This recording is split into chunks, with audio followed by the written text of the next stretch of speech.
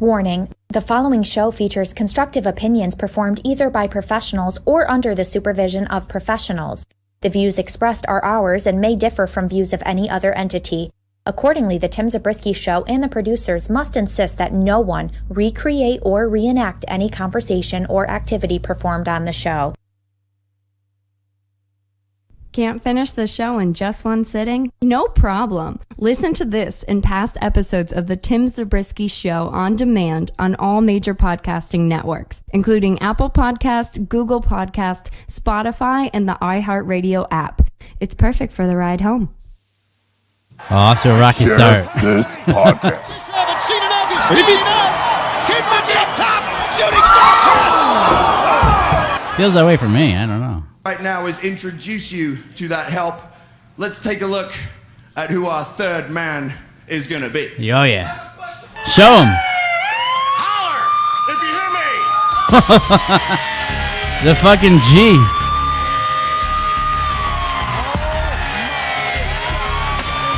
Scott Steiner in the NWA arena. Big Papa Pump in the house.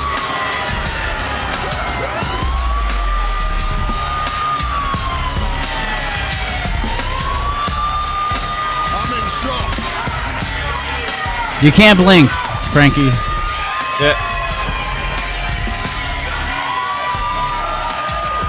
Look at this guy. Another legendary wrestler ready to do battle here at GPB Studios on NWA Power. What a pick by Nick Aldis.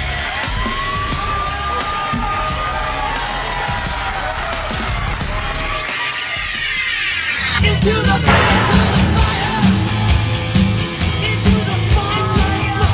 Oh, yeah.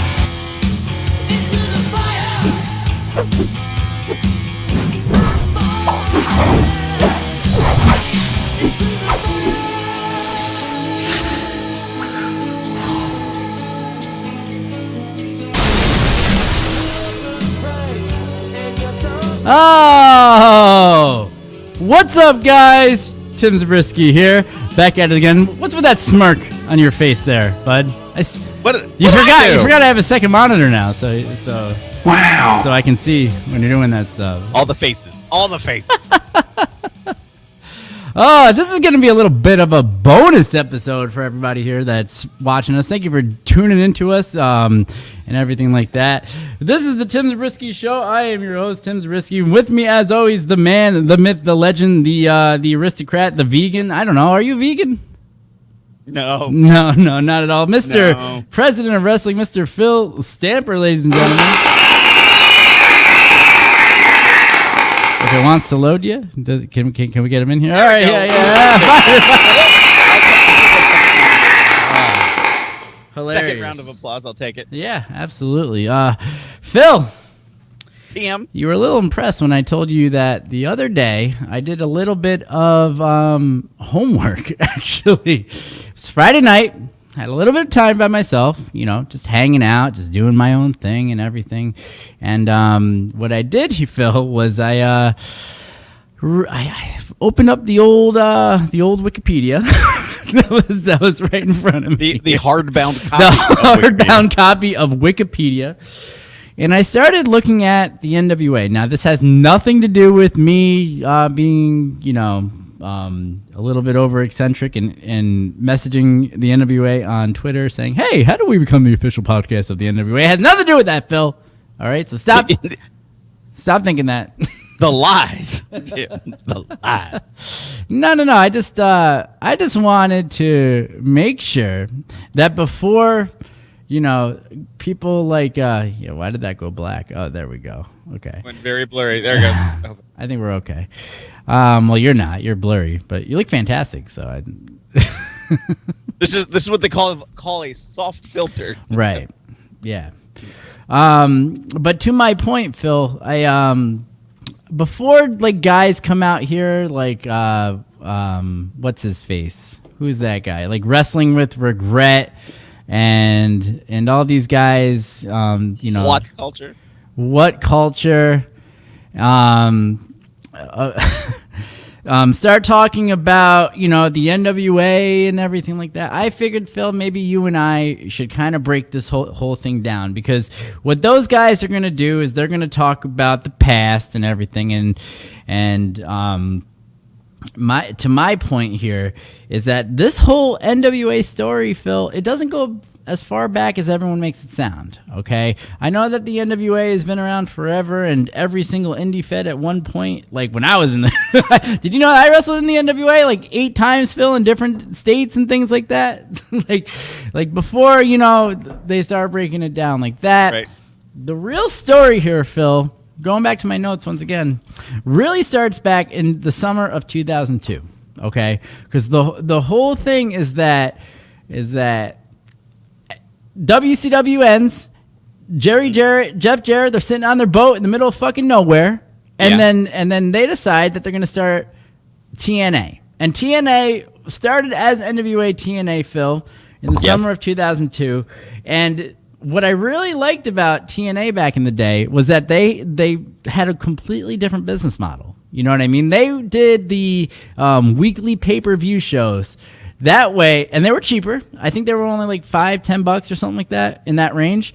So I think 10. I do think 10. I think they were only $10 an episode, so they were making money doing that. But the whole point was that they could have an edgier show. Now, a little bit ahead of their time, they also had a podcast, the TNA UTV. So when you think about it, they had some really revolutionary sort of marketing schemes. Sort of, but they were really picking up what WCW was really doing at the very, very end of its run. They had an official TNA podcast. Jeremy Borash was one of the hosts. He actually talked on an interview, I think, with Colt Cabana about how, like, everybody had been let go from WCW, and except him. So, like, he walked in through like an empty building because he was still expected to record podcasts because he was being paid to do it for like a little bit. For WCW. For WCW, which had now closed. So it was, very interesting how they got some of their start. I think 2002 was, the first time I wrestled for an NWA affiliate. Oh, see? There you go. Go figure that. And at about that time, too, NWA in its structure was trying to mimic where it had in its past territories and what they would do. And I know I'm going to misuse wording, so I'm going to apologize. They gave affiliateships to certain promotions that anchored that, okay, you're the affiliate for this state or region. This is early 2000s. Right. And then they had some kind of lesser status like associateships where, let's say, like, for example, I know in the Ohio, West Virginia, Kentucky area, NWA Tri-State was the affiliate for those 3 states. But then NWA Bluegrass, that ran in Kentucky, was an associate and could use, with permission, the NWA name through NWA Tri-State. But the whole thing was a work, though. It was a bit of a money grab in my perception. I mean, at that time or near that time, Rich Arpin became NWA president. And I don't know if I've ever shared this story with you. This is where, like, at first when TNA got started, super hot, it's great. Here comes the NWA president on NWA pay-per-view, and he's wearing sweatpants and a t-shirt. And as a little bit of a right, it's like, this is not a good look, dude.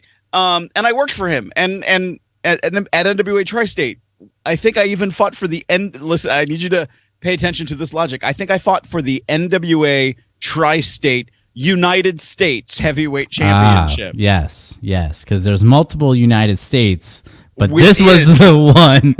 Right. This championship was for the Tri-State United States. It makes perfect sense to me, Phil. # wrestling. Anyway.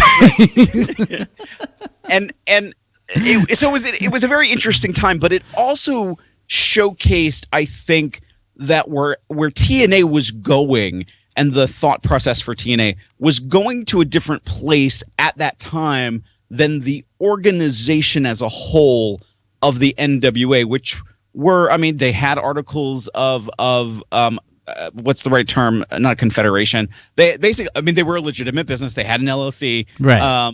Things moved later to, but I forget his name. Not Howard Brody, but the gentleman who became the president of the NWA, who was a lawyer maybe it was Howard Brody, and I'm just misremembering, but it was an interesting path. But they split at that kind of. Well, Phil, juncture I'm glad that you said that. But before we get to the split, okay, the whole thing, Phil. Reverting back to my notes, and once again, the phone lines are open if anybody wants to jump into the conversation too. 518-350-4312. Before this, Panda Energy got their hands involved in the whole mix, okay? And Panda Energy, even though we know Panda Energy later on with Dixie and stuff like that, we're getting there, Phil, all right? But early on, they did put their hand into the mix, and they started to get to doing more of traditional weekly television shows, and then going into the whole pay-per-view scheme. And then on May 15th, 2007, the NWA split from TNA, Phil. Now, if you want to go ahead and read the old little quote ski here that pops up whenever it's ready, Phil. I mean, it had a really hard day. PW Torch has learned that TNA Wrestling and the NWA have agreed to a split of their partnership. Bob Troivich, head of legal for the NWA, and Steve Campbell, head of the legal for Panda Energy as representative of TNA, have negotiated to terminate the working agreement between the NWA and TNA. NWA will take back possession of the NWA heavyweight title and NWA tag titles, with a storyline to be set up at the Destination X pay-per-view. Jeff Jarrett has been the third party representing TNA during the negotiations to cease the working relationship. There have been a lot of rules that the NWA has that TNA has not been following. As TNA has grown and as the NWA name has become less of a marketing asset, a split was considered a strong possibility. TNA long ago stopped using the NWA TNA as its name. Cool. Yeah, TNA. Did you want to read more? I mean, I could. You wanted me to read it, I could read it. No, but basically, Panda Energy and TNA and Jeff Jarrett, they all decided to go to the separate ways. Titles went back and everything like that. And at this point, NWA was done once again. You know what I mean? Right. Like there were still some little territories floating around, and it's not even like any of the little territories that we're talking about, NWA Green Mountain up here in Vermont, whichever the one is in Pennsylvania that I also wrestled for too. It's not like there were like farming places for NWA TNA, which is why, as we were saying, it was all just a big work. You know what I mean? Right. And I think about things that, and again, this is, now we're talking about a time that was 15 years ago.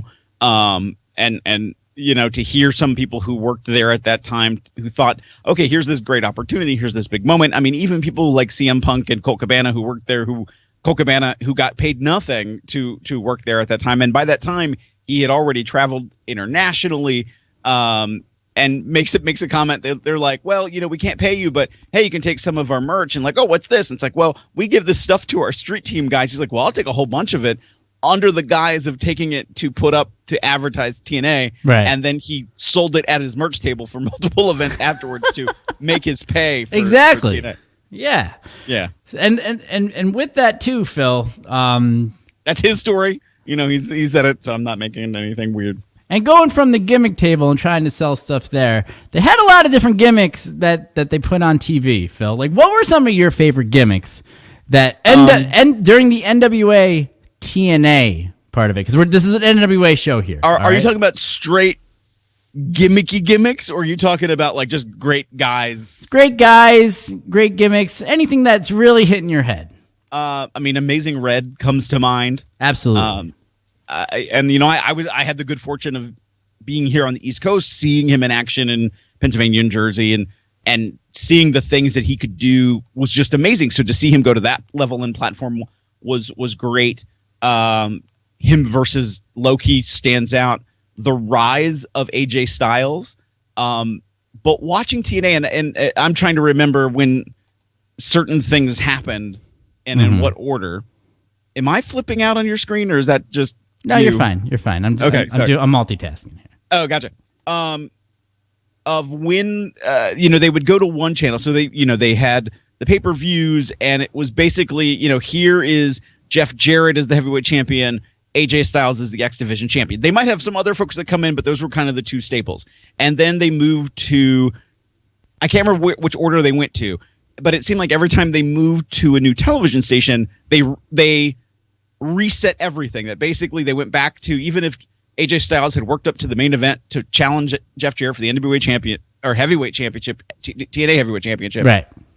They reset, and all of a sudden AJ is now the X Division champion again. Jeff Jarrett's the world champion again. Yeah. And that they retold that story again for that network. And I feel like they retold it 3 times to establish those facts. And I remember, reading that tale sort of reminded me in the moment of the scuttlebutt that was in the locker room from some guys who some were being promised certain things like getting opportunities, that there was concerns from people who were saying, well, I'm an agent or a representative of the company because I represent the NWA. And it's like, well, that's not TNA. Yeah. And some of that disjointment. I want to say it. I'm trying to remember at what point like Bill Barron's sort of left that ship because he was involved at one point and then was not involved. But I don't remember the exact story, so I feel like I'm going to mislabel something. But I remember a lot of course, what comes down to it, they're not following the rules, as that statement was money. Yeah. And there was an agreement with the affiliates that if you were the NWA champion, you had a contractual cost that you could come in for one of the affiliates for. But that TNA had gotten so popular that those talents were like, I can charge more now because I've garnered that reputation. I've done more things. I can go higher on my price. Right. And they also weren't making those dates, though. Right. Which may or may not have to do something with money. All with money. Wow. But I remember at the time, like, some of those guys would see their names on posters and be like, what are you talking about? Right. They're like, here's our emails from Agent X. I'll just say Agent X, maybe that's safer. Who has booked you? And they're like, well, that's my guy, or who coordinates booking for NWA or for TNA. But I never knew this. And so sometimes, like, as a sort of fast switch, that agent would not, if nobody caught on, then the agent would try to go behind the scenes and go, oh, so sorry, his flight got canceled. Something weird, wonky happened. Oh, don't worry. Instead of AJ Styles, I got you one of the 3 flight. I got you Eric Young. Right. And it's not that the quality of talent was bad, but it was like you expected the guy who was holding the NWA championship or the X Division championship, which at that time was like, holy shit. Excuse my language. No, you're fine. I always forget which show I'm on. And then you got like not that level of guy or not that tier of guy per se, and it was a very bait and switch. I couldn't think of the right term. I thought you were going to say it was very bitchin'. Very bitchin'. Yeah, exactly. So I would say that, right there with you, you talk about your Samoa Joes, you talk about your CM Punks that were in NWA TNA. I would think about the one guy really in that time that probably came after, and we'll talk about him a little bit more later, probably be Brutus Magnus. So don't forget that name, Phil, all right? Brutus Magnus, very important to this whole phenomenal story here, okay? But going back into everything, too, fast forward to about 8 years ago now, Phil. So we're talking right around 2012. Panda Energy, after 10 solid years, and we had a bunch of different eras. Phil, talk about some of the different eras that we had from 2002 to 2012. I mean, we talked a lot already just now about sort of that. And are you talking about in the NWA or TNA? You've lost me a little bit. Well, now it's more TNA because now, well, we had the original era, obviously, but then we also have like the Hogan era, the Eric Bischoff era. You know what I mean? That whole deal, like leading up to really Dixie Carter taking over, because that's where we're headed right now in the whole storyline of things, Phil. What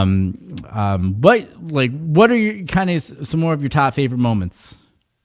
I mean, it was cool when you thought, oh wow, they're really going to start challenging the WWE in that way, that they moved to Monday nights, and they didn't quite garner that same kind of energy. And one of the first tells right away when Eric Bischoff and Hulk Hogan got involved was they got rid of the 6-sided ring. And a lot of the conversation at that time that was happening with TNA wrestling was, wow, that's different. That stands out because it's a 6-sided ring. And so you get rid of it. And of course that they had more things to offer, but it looked very much stock. And it started to become the era of, oh, you're no longer in the WWE, so you're here. You got Ric Flair. Yes. But then but comparatively with those periods of time, you got Jay Lethal doing the impression of Ric Flair. Right. Which is a clip that is played over and over and over again. Millions of hits. And so it's gotten some very interesting run. So I'm having to sort of like refresh my own memory. When Panda took over, they decided to move forward in 2004 with Impact. They produced it at Universal Studios, and it was first broadcast on Fox Sports Net. Right. And I will say, when I watched the pay-per-views just before then, they did feel something different, but there was this air of some familiarity that it was almost like continuing what you were seeing from WCW. That it was because for those of you who don't know, I work in higher education, so my brain compares things in educational terms. So like it was if WCW was the high school years, this felt like you're in grade 13. Like you took an extra year and you've added it on in the back end, and now you've recreated what was WCW. And I felt like that when they first got on Impact, just the kind of the way they were stylized, the lighting differences. And as Hulk Hogan got there in 2010, him and Bischoff were so instrumental in trying to adjust the production element of TNA that they made the recommendations: get rid of the 6-sided ring, get a 4-sided ring so people know what they're seeing and understand it better, that you get a more appeal from a mainstream audience. And again, this was also that time, and throughout their history they had this, but really through this time, those former WWE names were really coming through. But then they started to overdo it in that aspect. So like everybody who came in cut the same promo. Right. And what I mean is, you know what? That other place doesn't let me be who I really am. So now I'm here, and I'm going to tell everybody that I'm the man to beat at TNA. This is the place where you make an impact. Yeah. Everybody cut that promo, and then they were gone months later. Exactly. And at the same time, too, it's like people still today, like I'm physically right now thinking about how salty I was when they had gotten rid of the 6-sided ring. Because for me at the same time, Phil, to me, that was one of the bigger differences that brought them to the dance. You know what I mean? Yeah. Especially with how they would have the entrances on one side of the ring and the other side of the ring. You know what I mean? Really created that, they're not sharing the same locker room. I know that AEW is kind of doing that now on the same side with the one ramp and everything like that, which is, that's not nothing new. But at the same time, it's like these are just things that they were just trying to separate themselves from the WWE. And then Eric and Hulk came in and kind of made them very similar to that. You know what I mean? In many respects. And what's funny is that, and I know we've talked about it here when we've talked about AEW, is that they were at a different place at the same time with their production when they were first starting out, and really watching, especially over the summer before we got to their pay-per-view, or excuse me, before we got to television with them when they had their pay-per-views, it was very much like watching late 90s WCW, the way it was filmed, right? Sort of the feel you would get from what you were watching, and not always a good thing in that respect, unfortunately. And again, they've been feeling it out, and now they have an entirely different production crew.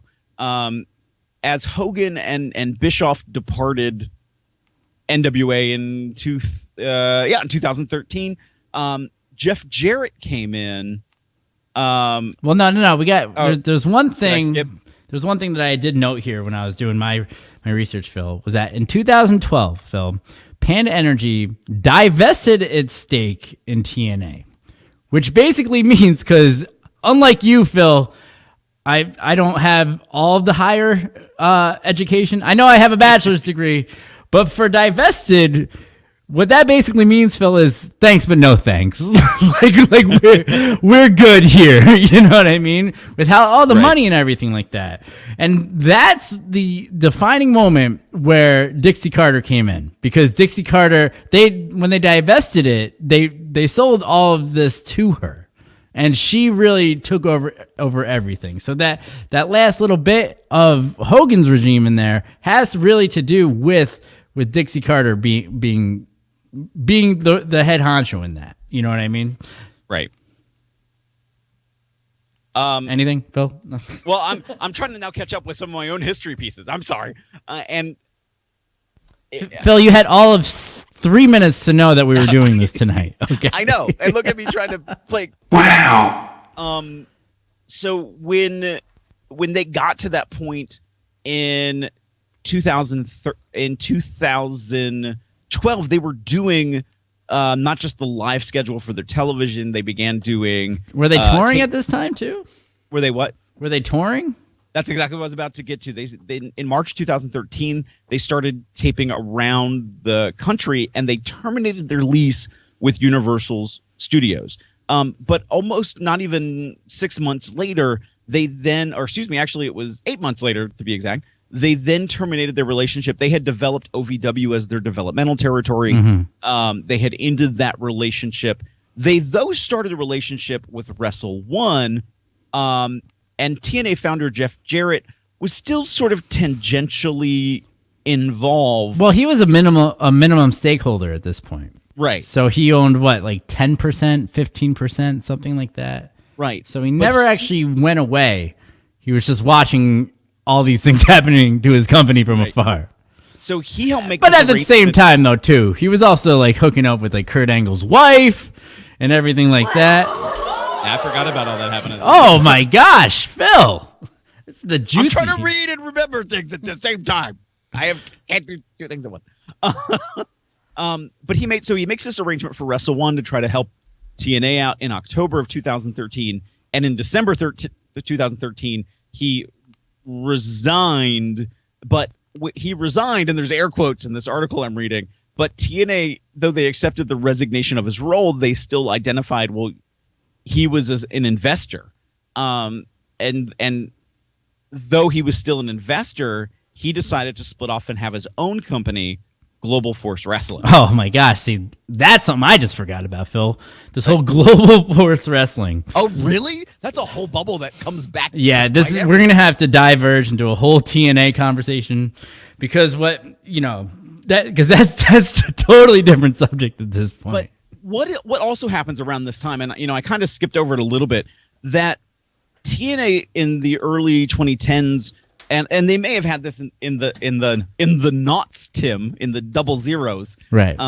That they really did a good job of selling themselves overseas. That international television markets were really they were the first ones really to go to like Saudi Arabia and mm-hmm. everything like that, and India. Yeah, and made some big fucking money out there too. And these are the things that were keeping them together.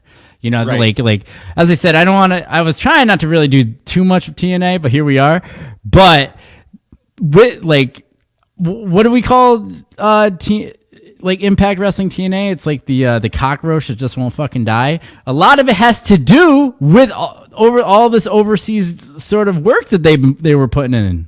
And it's weird because I've heard that before, and I'm not gonna lie. In this time frame of like they were no longer with Universal. Here's Jeff Jarrett leaving and starting Global Force. It did feel a little bit like, okay, what's happening? Where are they going as a company? What's their direction? And why aren't they dying? Like right. it felt like, and even rumors of what was going to happen with Panda Energy possibly pulling up roots started in this whole conversation when you mentioned that they divested their interest in 2012.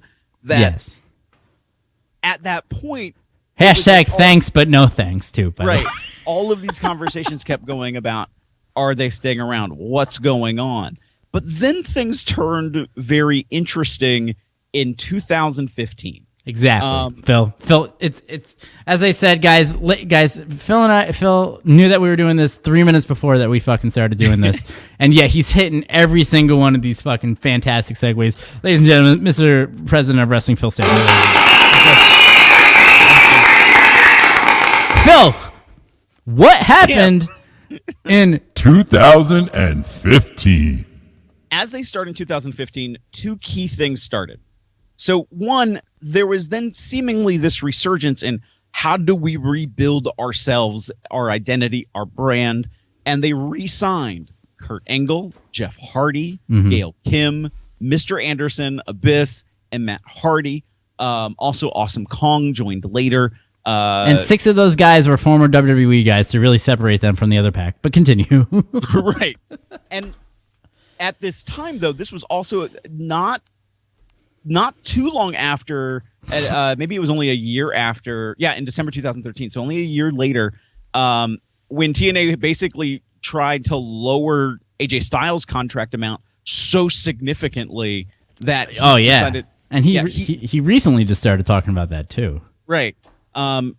Basically what Wikipedia is saying, that they offered a 65% reduction in his contract. And then told him that no one's going to see value in him. Yeah. Just like a great fucking employee. But I remember at those times too, and now I've interacted with AJ like 4 times in my entire life, so this does not come with the knowledge of him. Right. But I felt like there was this sentiment given towards him of like, you'll be the guy. You're just not the guy yet. But that was because, you have to go through Hulk Hogan and Ric Flair, who are coming over here to live this resurgence. Is this a resurgence? Is this just alternate reality wrestling? Like, what's happening? And so he leaves, like, I don't know if he left deflated, but there was sort of... Oh, no, he felt fucking great, Phil. You're absolutely right. Right. Yeah. You're not worth anything. You're not worth it. Great. Thank you so much. Right. But at the same time, I think he had to have known, the quality of work that he can bring inside of wrestling. Anyway, but we're talking about a year later, and now they're like, okay, we're rebuilding our brand, rebuilding and connecting to all these guys. And in April 27th, 2015, Smashing Pumpkins frontman Billy Corgan is hired to become the senior producer of creative and talent development. Now, I will say, I had at about 2012 had gone to Universal Studios, and they were literally doing barking at the park. And what I mean is, like, I don't even know his name. There was a manager on the show, on Impact, who was in the streets in Universal yelling for people to come to Impact Wrestling, and like barking, like old school carnival barking. And my friend who was with me, who is not inside the wrestling business at all, was like, "Hey Phil, let's go do this." And I'm like, "I'm on vacation. The last thing I want to do is go to work." Right. Right. Last thing I want to do is see that shit. And we go, and I mean, Hulk Hogan's there, Rob Van Dam is there, Chavo Guerrero is there, and my friend goes after the third match, "Can we go?" Wow. And I was like, "Oh man." And so at that point, I don't think I watched much of Impact until Billy Corgan comes in. Okay. Billy Corgan joins, and I was like, okay, that's kind of cool. Smashing Pumpkins, Billy Corgan, this is great.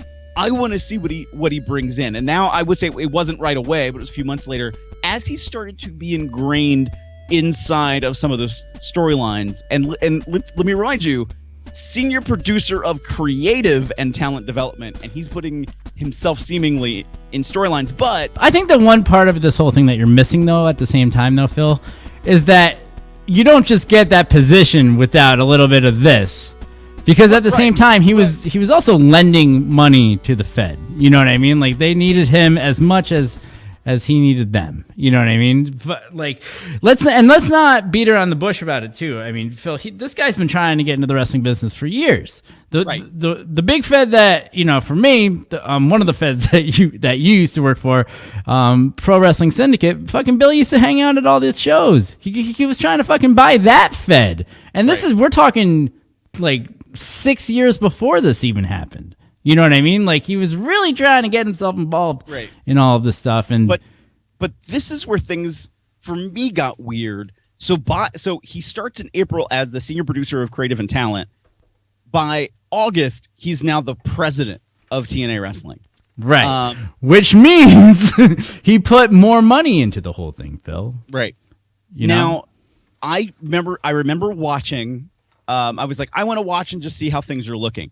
And it's the introduction of, I'm going to mess up the belt. It's like the Legends belt I think they had for a minute. Oh, yeah. I just watched this whole thing about this. So it went from the Legends Championship to, but it was, the Legends Championship was right around, I want to say more at the beginning of him being there. He turned it into the Grand Championship is what he had turned that into, though. And then maybe that was what I had watched, because again, I'm expecting Billy Corgan, rock star, Smashing Pumpkins. Right. Yeah, let's see what happens. And he comes out there in glasses and a tweed jacket with patches on his elbows. Okay. And I was like, and I remember literally saying, what 1970s wrestling am I watching? Right.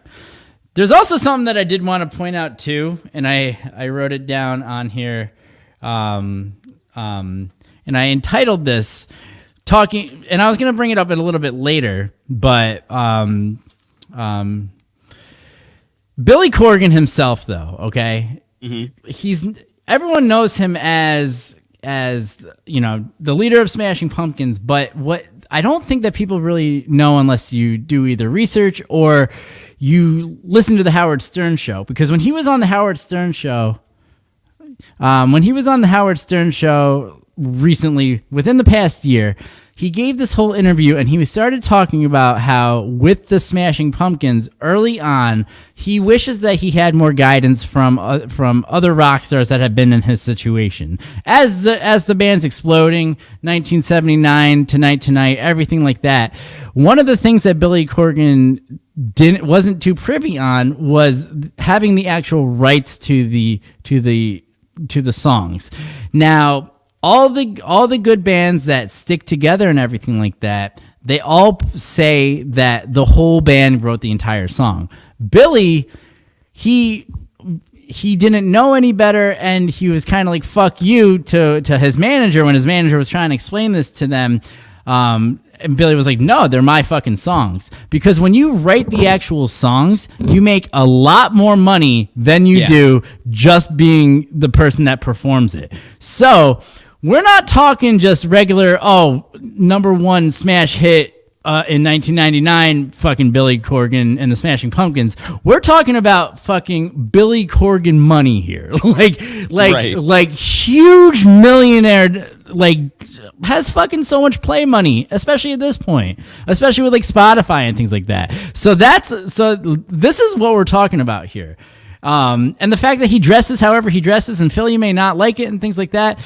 The point is that he's rich enough that he can dress however the fuck he wants. Oh, no, well, my thing was, if your persona, because it wasn't like they were trying to say, look at the historic legacy of TNA wrestling. Right. Look at this man who has 20 years of experience inside the world of professional wrestling, Billy Corgan, ladies and gentlemen.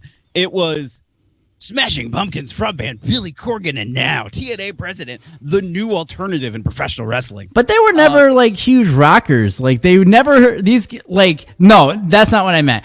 They never portrayed the image that you would think of because when I think of like huge fucking rockers, I think of like Motley Crue. It's the first person that comes in my head. Metallica. But the Smashing Pumpkins were never like that. But they're so fucking rich that they can be whatever they want to fucking be. But you know what I mean? What is almost shocking in a certain way is how fast at this point things start to develop. So he's hired in April. He's president in August. In October, Corgan sues TNA for unpaid debt that TNA defaulted on with him. And Tennessee puts a lien on TNA for unpaid taxes. Anthem, which at this point is not an owner at all with Impact Wrestling, they have an interest because they own the Fight Network, which Impact Wrestling in Canada is broadcasting on, and they offer to help repay both TNA and Corgan. Oh, right. So I want you to read this one here, Phil, because this is where we're heading to, right? Okay. Yes. According to a report on August 7th, 2015, TNA filed a new business name of Impact Ventures, LLC. It was reported near the beginning of 2016 that Arlox Marketing, a Brentwood, Tennessee-based marketing agency, had taken a stake in TNA at the start of 2016 in return for providing partial funding, as well as taking over TNA's production operations. It was reported in June 2016 that Smashing Pumpkins frontman Billy Corgan acquired a minority stake in TNA from Dixie Carter, but he had instead provided a loan to Carter. Then on August 12th, TNA appointed Corgan as the company's new president, and the transition of Carter from president to the company's new chairman and chief strategy officer. It was reported on September 16th by the New York Post that Canada's Fight Network, through its parent company Anthem Sports and Entertainment Corporation, had also taken a stake in TNA. On November 4th, Corgan was removed as president. Phil. Removed. Then on November 30th, it was also reported that Corgan had settled his lawsuit against TNA with Anthem Sport and Entertainment Corporation, acquiring the loans Corgan made to Dixie in the process. So he makes his money back after seemingly bailing them out. Exactly. And all this guy wanted to do was be in the professional wrestling industry. So, and what do you do to your employee, Phil? You know what I mean? That's just trying to help you out and backs you up. You fuck them right in the ass, Phil.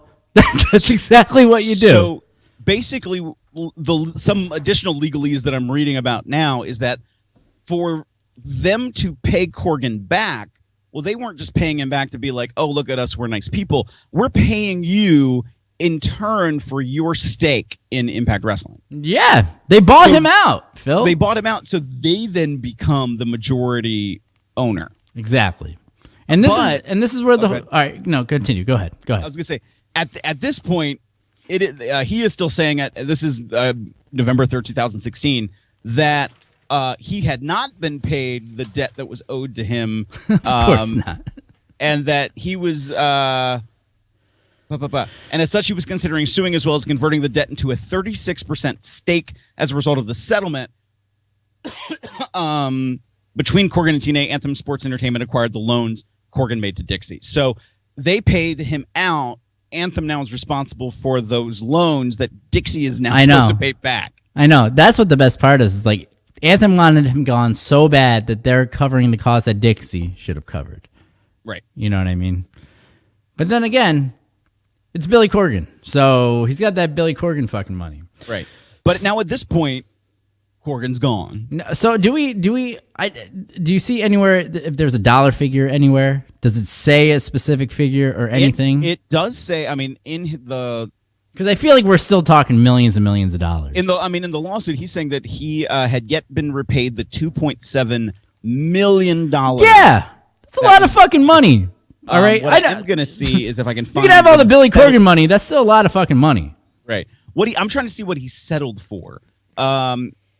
Terms weren't just, this is according to the New York Post. Terms weren't disclosed, but central to any agreement were Corgan's $1.8 million in last-minute loans to TNA to cover production costs. He was chafing for more control. This is, again, their wording. He was chafing for more control and was afraid the embattled company might be sold from under him, which, in effect... It happened. It had been. It definitely happened, yeah. Right. So, and I'm trying, and I remember some of that time of people going, okay, this is it.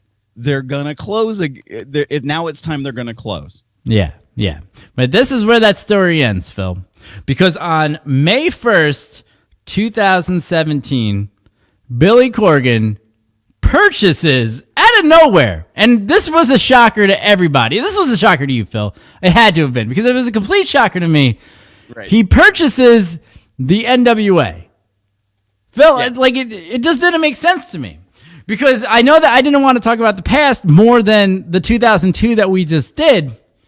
But I thought the NWA was really dead. And I didn't think of anything of it with all of these territories saying, oh, we're the NWA, we're the NWA. Because I'm pretty certain that they were bought by the WWE.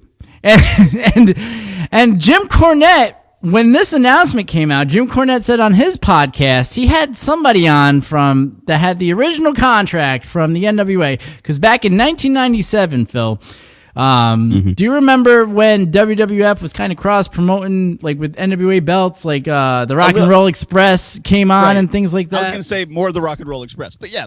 But Jim Cornette was representing them. They had the new Midnight Rockers, too, and everything. But in that agreement, it basically... There's a clause in there that said that forever. And when I'm saying forever, I mean forever. Little Sandlot for you. That no, the WWE can forever use the term NWA because there's no real NWA anymore. Because after all these years, they went away, and it just didn't make any sense to what it was. The question was that Jim Cornette asked was, what the fuck did Billy Corgan buy? All right, so again, this is coming from Wikipedia, and I'm trying to find all the edits to it. So in '98, yes, at the time, the World Wrestling Federation reached an agreement to use the likeness of the NWA World Title and other titles, the NWA branding and its history, initially to create what was known as the NWA Invasion storyline. Right. It was later claimed that the WWE still owned the rights, but the sale of the NWA to Billy Corgan in 2017 was completed without any claims made by WWE. So that means that he owns it lock, stock, and barrel. They never filed anything that said, oh, wait a minute. So to put it comparatively on the flip side of that, when ECW was sold by Paul Heyman to the WWE, as the sale went in at the very end, Todd Gordon, who had started Eastern Championship Wrestling, or was one of the people who just started Eastern Championship Wrestling, kind of raised his hand and went, wait a minute, I thought you were just selling Extreme Championship Wrestling, not everything that went back to Eastern, because that's mine. I had a financial stake in that and in early Extreme. Hey, wait a minute, what about me? But did he get bought out by Paul? I don't remember any of this. And I don't remember. And that's a whole other history. And that's another episode. That's another bonus episode. That's another thing. Make sure you like, subscribe, and share. Right, Phil? Right, exactly. Thank you. And listen to whatever fine podcast to listen to. Yeah. And but yeah, so that got thrown out of court basically by saying, well, you didn't apply for an injunction in time. But so with this, I mean, the name brand of Billy Corgan, snooze you lose is what the answer to that is. Right, basically yes. And so the WWE did not compete with the claim in 2017 that now Billy Corgan is the sole owner. But what happened to lead into that? We mentioned a little bit before about the structure of the NWA, the territories, these 5,000 million promotions all saying they were NWAs. Yes. And there was this feeling by the NWA board of directors that they had watered down their own product. Too many people were using the NWA name, though they had a lot of rules and there was money that had already been paid. Basically, they used the minimum quorum needed for a board meeting, literally assigning new board of directors at that meeting, so that therefore they had new full board members. And then made a lot of different decisions regarding who was their president, who was the executive director. So, for example, basically this was under the guidance of the lawyer who became the president, the executive director of the NWA. Is it Robert Troybich, I think? Bob Troybich. And that happened at first that happened in 2005, where he becomes the president. Then he retires. Another businessman took over that role. One of the affiliates then sues the NWA because they're like, well, wait a minute, your parent company, the Trowbridge Pro Wrestling Organization, claiming insurance fraud against the NWA's liability insurance. They settled, and then they moved from a membership model to a licensing model, which caused many promotions to immediately cut ties, and the other way around. Because of a different financial model, that meant those promotions could no longer stay affiliated. Right. And so there was a lot of... So that's what it really came down to, was them doing that. It's always the money. Yeah. Follow the that money. Fucking hashtag Billy Corgan money. Right. I was trying to come up with hashtags for this, and that should have been it. Hashtag Billy Corgan money. Right. So... I'll fix it later. Let's go with it. So when Billy Corgan takes over... The NWA board had already done a lot of the work. They had already cleaned out the chaff. They had already put themselves in a place where they thought they were going to be a little more structured. Phil, remember when we first started out 8 years ago and we were the NWA Tim Zabriskie show, and now we can't? And then they fucking changed the whole business model. It really fucked us over. Now we're the Tim Zabriskie show. Much better. Right. We used to be AWA Tim Zabriskie show, but that really wasn't selling to the kids at all. But when he bought the company, it included the names, the rights, the trademarks, and the championship belts. Yeah. Over the following weeks, NWA trademarks were removed from Tharp's International Wrestling Corporation over to Corgan's Lightning One Incorporated production company. He also purchased Tharp's stake in NWA On Demand video on demand service and licensed the Paul Bosch Wrestling Library.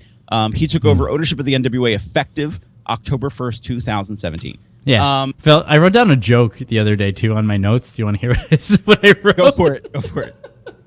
I wrote, and as CM Punk's sister Charlene thought, I thought they were dead. If I had delivered it when I was supposed to, and not went back and saw that I had written that right after Billy Corgan money, I probably would have gotten the better reaction, but right. And I'm trying to remember. I'm sorry. No, you're fine. So I'm trying to look up a little bit of a history thing because you're going to find a really weird connection in just a second to another name from my past that you don't like. One Mr. DJ Hyde. Why do you always have to? I think you love this man. This is what this really comes down to. Because every time you find an opportunity to bring up CZW's DJ Hyde, you fucking grab at it like a mother's tit. Well, because he provided. It's not that I have any admiration for him, but it's more because of the stories that came out of his mouth. Oh, and it's more like, so when I say some of this, like, I don't know how much is true. So Corgan buys NWA. Yeah. And this is where some just odd things were happening because Championship Wrestling from Hollywood was like, we're the flagship show. No, we're not. Yes, we are. There was another wrestling network coming around called, was it Ultimate Wrestling? I'm going to misrepresent At a Buffalo? That. No, actually, maybe it might have been one of the affiliates. I can't remember. That they were also trying to do this multi-promotional thing and how do we share. And because at this point, Championship Wrestling from Hollywood, I'm saying the wrong name. The producer for that, who has now gone on to help with NWA Powerrr, him and his business partner have now a financial stake inside of CZW. Well, they're also now associated with the NWA, with Billy Corgan, and this whole new United Wrestling Network. And it's like, well, wait a minute. How is this all happening? What's going on? To the point that in 2017, in that December at Cage of Death, here comes Tim Storm, NWA Worlds, it is pluralized, NWA Worlds Heavyweight Champion, Tim Storm, who ends up defending that, trying to defend that championship against Nick Aldis. Nick Aldis then wins the championship. Well, who? Nick Aldis. This is kind of where I was going too, Phil. I actually wrote this down here too. I wrote down Brutus Magnus that we mentioned before from TNA, Phil, also known as Nick Aldis, shows up at Championship Wrestling from Hollywood. Yes. And goes up against Tim Storm, right? Yes, because at this time when Corgan takes over to help give themselves some identity, he establishes a YouTube show called 10 Pounds of Gold. 10 Pounds of Gold. And it's this path of where the NWA World's Heavyweight Championship goes. And Tim Cross is that guy. And so he is being representative of the company and showcasing some of these matches. And now here comes Nick Aldis, and it goes on to a head at Cage of Death, which, you know, at the time believed to be CZW was this big, large company. Until Billy Corgan went there and was like, what's that smell? Right. And I start using a lot of air quotes because these are things that DJ Hyde told me. Right. And so as I say this, do you see the grains of salt coming down from my fingertips? All right, we got a question from the audience here. If Corgan owns the belts, how can WWE show the old pay-per-views with the NWA belt? Example, Starrcade Flair versus Race in the 1980s. Because at that time, they probably had a licensing agreement to be able to use those images, those likenesses, the fact that they were on television at that time. This is just a recording of that. But they own that. They own those tape libraries. That has nothing to do with the tape library that was sold to Billy Corgan. Right. So whatever WWE has, that they filmed or that they had gotten from the WCW tape library. Right, or that they got from WCW, because there were times in the way distant past where WWE and NWA talents had crossed over. So way back in the day, yeah, they could now have access to the WCW stuff. And I know some people are like, well, wait a minute, when I watch old WWF stuff that they have to scrub out the F in the logo, that was because they were in violation of their international copyright agreement with the World Wildlife Fund, and as a result of losing that case, because they had to then retroactively remove that logo. So there is some cases where, like, no, you don't have to, and some cases where you do. Right.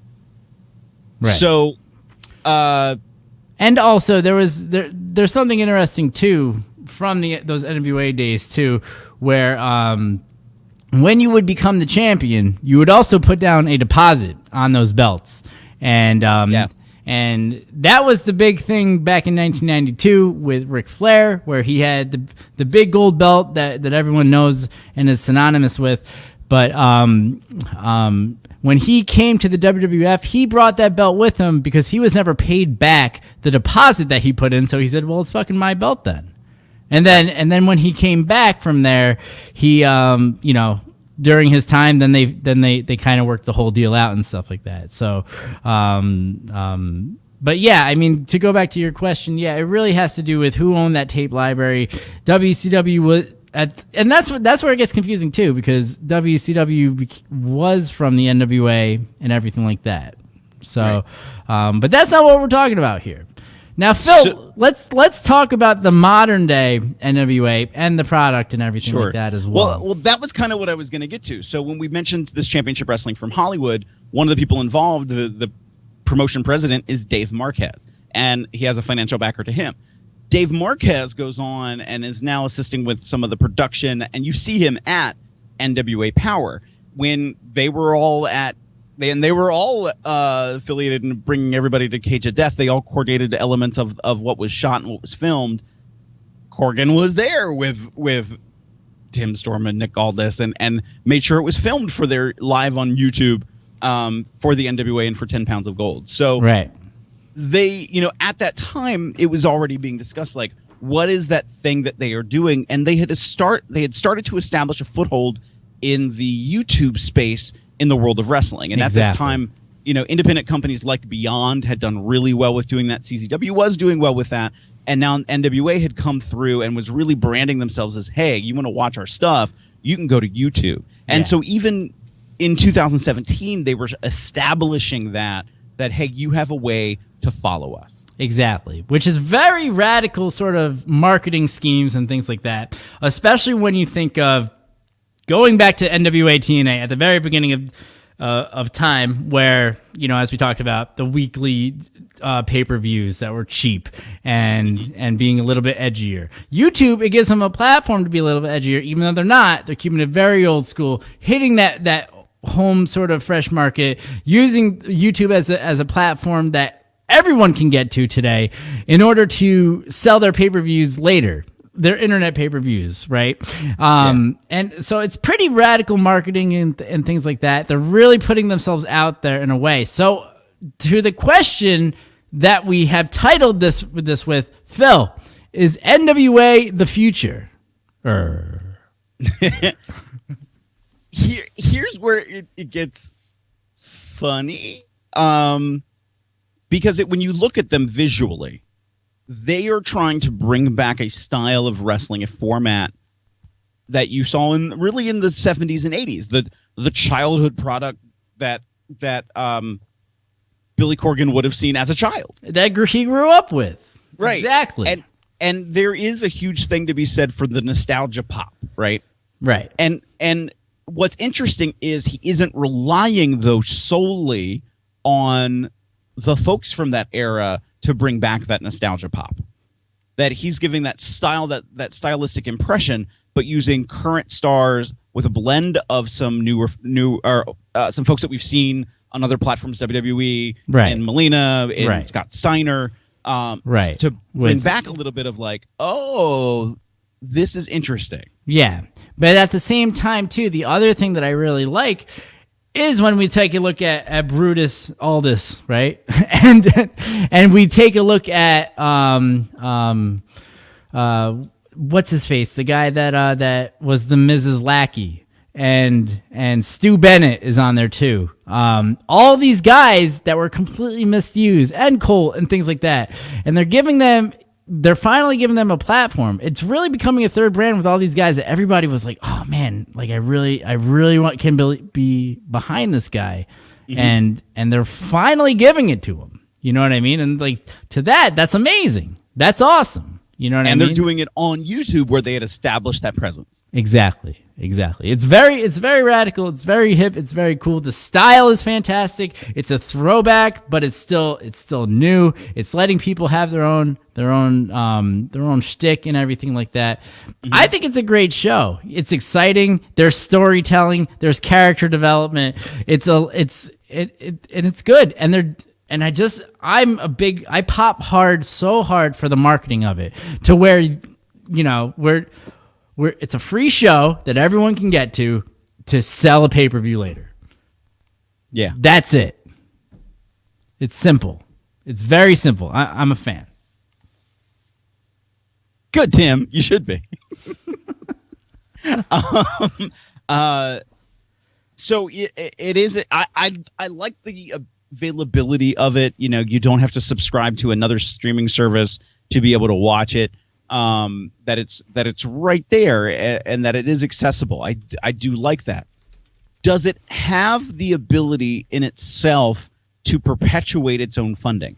That's the question. You can say something about, they have a studio style that's locked in, so their venue cost is minimized, but they have a locked in number of audience members that they can bring in. Okay, what are the sponsorships? And how are they then displaying them to get a financial pay there? Yes, on YouTube, I'm sure that they have the monetary, what's the right term? Not affiliateship, whatever the right term is that I'm forgetting about on YouTube, where you can gain money by having so many subscribers and so many likes and so many views, that you get money off of that. So I know they're getting monetization. Some money. Is that what you're talking about? Monetization. But I think that the other part too is that because of the company and the Billy Corgan name recognition, because wrestling, because of the way that YouTube has changed everything, their whole YouTube platform as far as monetization and also children and everything like that.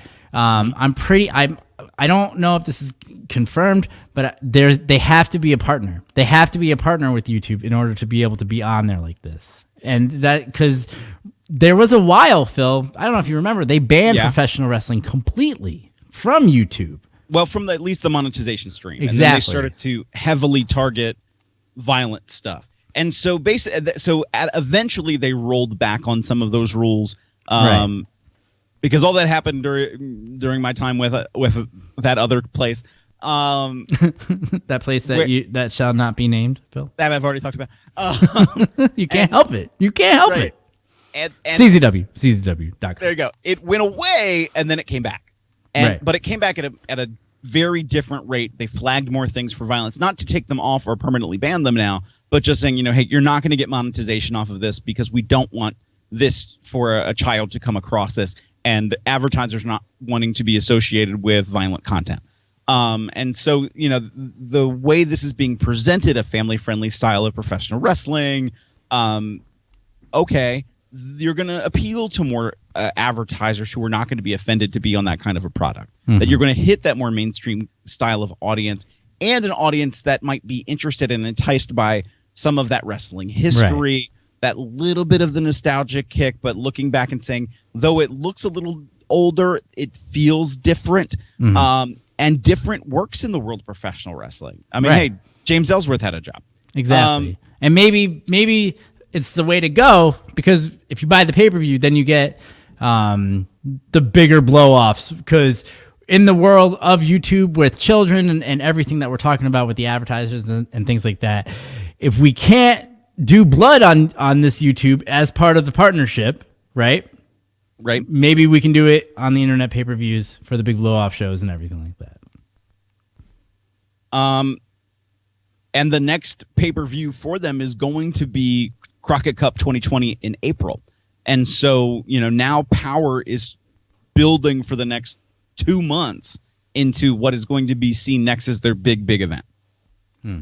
It's exactly. It's fucking fantastic. Phil, I just looked at the schedule, and it seems that we have a pretty busy week coming up. The last week of this month. Did you know this, Phil?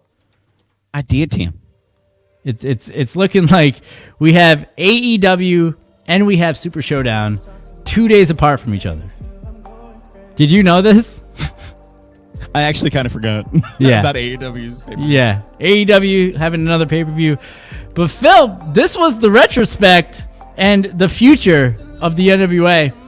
I think that everybody should try to check it out if they have the chance. It's available on YouTube. If you're watching this right now, TimmyZ.com/YouTube. I said that backwards. Why do I have a website, Phil? Do you have a website? I don't have a fucking website, Phil. Should I get TimmyZ.com? Should that be? Yes. And change your name to that on YouTube too. Timmy Z. All right. We can do Timmy I. Make sure you like, subscribe, and share. Thank you for joining us here. If you were able to catch a couple seconds of us talking about the NWA, we will be back in a couple weeks talking about not one, but two pay-per-views with AEW, AEW Super Sunday Showdown, and Spectacular. Now AEW Revolution, the women's revolution there. And nope, just kidding, Phil. Just AEW Revolution, as well as WWE Super Showdown live from Saudi Arabia. And if we don't see you, catch us outside. All right, Phil. How about that? Team. I like that team. You reminded me of things from my past. I never